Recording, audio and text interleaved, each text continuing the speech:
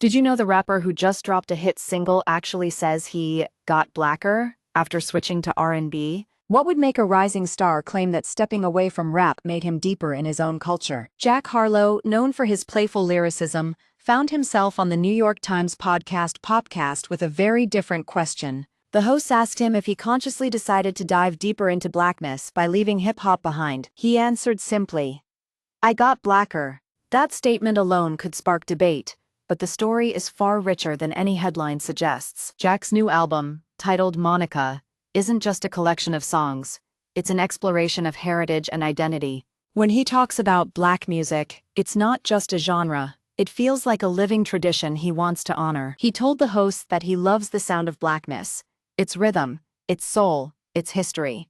The conversation quickly turned political, with the hosts noting how many white artists flee rap for safer, more mainstream sounds. Jack acknowledged this trend and said he's hyper-aware of the politics of today. He explained why his contemporaries might feel compelled to switch directions: fear, commercial pressure, or simply a lack of connection. But for him, going against that grain made his desire to pursue R&B even more compelling. The interview reveals that Jack didn't just pick a new style, he chose it because it felt authentic to who he is.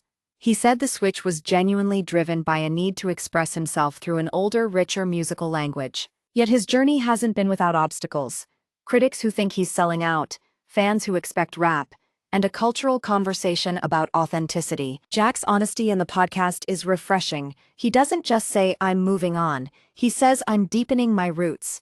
He also shared that every beat of his new album carries the weight of decades of black artistry, from soul to funk. This isn't a simple genre shift. It's a deliberate immersion into a musical lineage that predates him by generations. The story continues as he reflects on how each track feels like stepping inside a living museum, where every chord echoes stories of struggle and triumph. When asked about the future, Jack hinted at further blending, mixing R&B with his rap sensibilities in ways that defy conventional boundaries. He also revealed that Monica isn't just an album. It's a conversation starter about identity in the modern music scene. Listeners can sense the passion behind each word, as if he's inviting them into his creative sanctuary.